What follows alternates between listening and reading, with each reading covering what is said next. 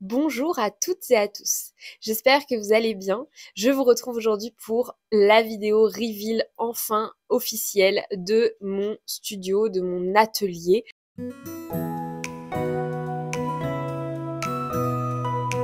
J'espère que ça va vous plaire. Moi j'ai mis beaucoup de temps à réfléchir à comment faire cette vidéo.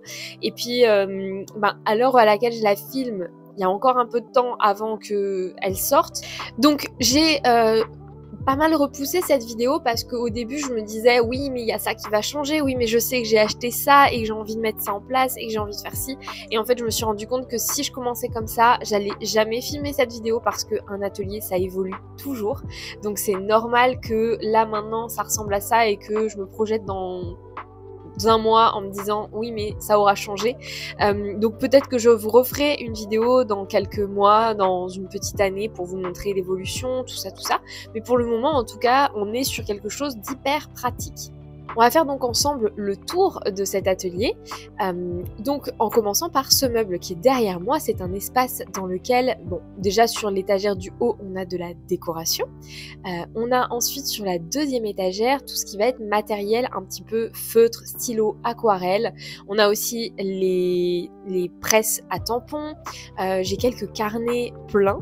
Et ensuite, les trois dernières étagères, c'est tout simplement tout ce qui me sert à emballer les commandes. Donc on va avoir le papier de soie, on va avoir tout ce qui va être carton, on va avoir aussi les sacs, on va avoir les boîtes de rangement, par exemple des kits créatifs, on va avoir aussi tout ce qui est cartes de remerciement, les cartes de visite.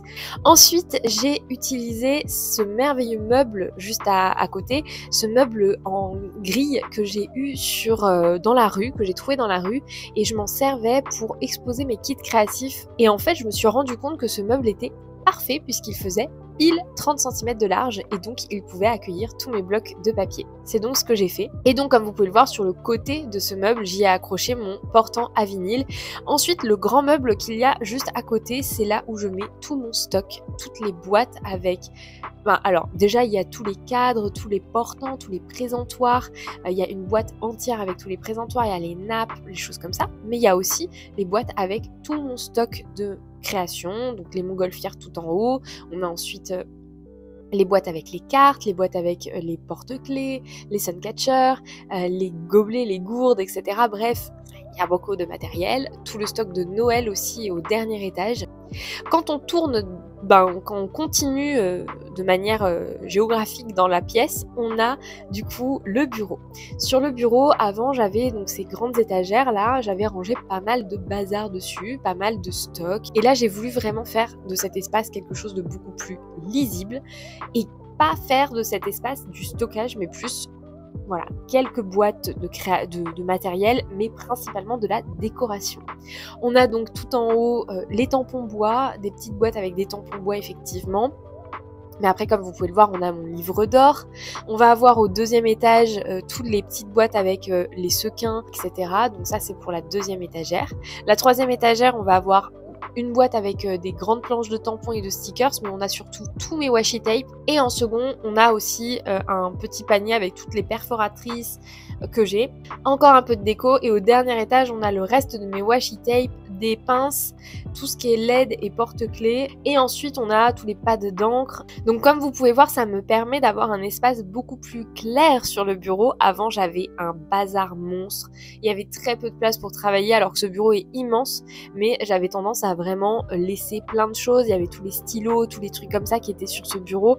Et ça prenait tellement de place que je n'avais quasiment plus d'espace pour pouvoir m'étaler et créer. En dessous du bureau, on a l'imprimante. Je vous ai pas filmé, mais on a l'imprimante, ma panière à poubelle à papier. On passe ensuite sur le côté, vous avez un petit meuble trop mignon. C'est une petite desserte que j'ai trouvée dans la rue, encore une fois. Moi, je suis fan de trouver des meubles dans la rue, je vous le dis. Et donc, cette desserte-là, c'est tous les projets en cours. Maintenant, on passe au dernier meuble vraiment de rangement. Et dans ce meuble, nous avons déjà sur le côté des crochets. Donc, j'ai collé des crochets adhésifs parce que quand j'étais à l'atelier boutique, j'ai pu faire ça et ça m'a changer la vie en termes de rangement. Ensuite, sur le dernier meuble, on a tout en haut un peu de bazar, voilà, les cercles à broder, on a une boîte avec tout ce qui est encre, et ensuite on a donc sur les étagères des boîtes avec tout qui est rangé par catégorie, tout trié comme ça. Quand j'ouvre les boîtes, je sais où est quoi. J'ai aussi une boîte avec tout ce qui va être œillet, anneaux, fil, élastique, etc. Et donc sur la droite, on a 3 portants à papier de décor. Et enfin au dernier étage, on a des grosses boîtes avec tout ce qui est carnet, tout ce qui est papeterie un petit peu, enfin plus ouais, fourniture scolaire entre guillemets. Et voilà pour cette grosse étagère dans laquelle j'ai tout ce qui me sert au quotidien, donc tout est à portée de main et vraiment juste à côté du bureau. Et pour terminer, le dernier endroit du bureau, c'est tout simplement la grosse table en bois que j'ai ici contre la baie vitrée et sur laquelle j'ai déjà mon imprimante thermique. Je lui ai acheté 2 jolis portants pour ses rouleaux, donc c'est trop pratique. Et on a ensuite un petit meuble qui vient de chez Ikea. Dessus, il y a 2 petites étagères, ce qui me permet d'avoir mis tout ce qui concerne l'imprimante thermique en dessous. Ensuite, on a une boîte avec tout ce qui est colle chaude, les câbles aussi USB pour la machine thermique et pour la machine de découpe. Et enfin, au-dessus, on a un petit panier avec tout le matériel pour écheniller, couper. J'ai collé un petit crochet à la vitre pour pouvoir y mettre mes tapis de découpe et pareil, ça, meilleure invention. Et donc enfin, le dernier espace, c'est vraiment là où il y a la machine de découpe sur cette table. Voilà donc pour ce petit tour d'atelier. J'espère qu'il vous aura plu, j'espère que vous aurez pu découvrir un petit peu plus l'espace de travail dans lequel je suis depuis maintenant plusieurs mois. Moi en tout cas j'aime beaucoup ce lieu.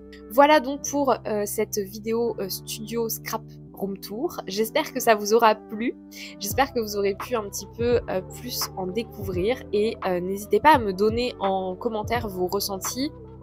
Est-ce qu'il y a des choses qui vous semblent pas très pratiques ou que vous auriez fait autrement ou des petites idées d'agencement un petit peu différentes qui pourraient être sympas? Moi, je continue à apporter des éléments de décoration, des petites choses à droite à gauche comme ça. Mais dans la globalité, on en est là. Je suis très contente de cet espace et je m'y sens très bien. En attendant, je vais vous laisser. Je vous souhaite une belle fin de journée. Prenez soin de vous, scrapez bien et puis n'hésitez pas à liker, à commenter et à partager cette vidéo si elle vous a plu.